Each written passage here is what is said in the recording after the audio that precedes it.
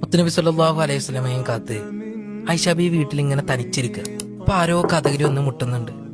തുറന്നു നോക്കുമ്പോ അവശരായ ഒരു ഉമ്മയും രണ്ട് മക്കളും. ഇവിടെ എന്തേലും കഴിക്കാനുണ്ടോ?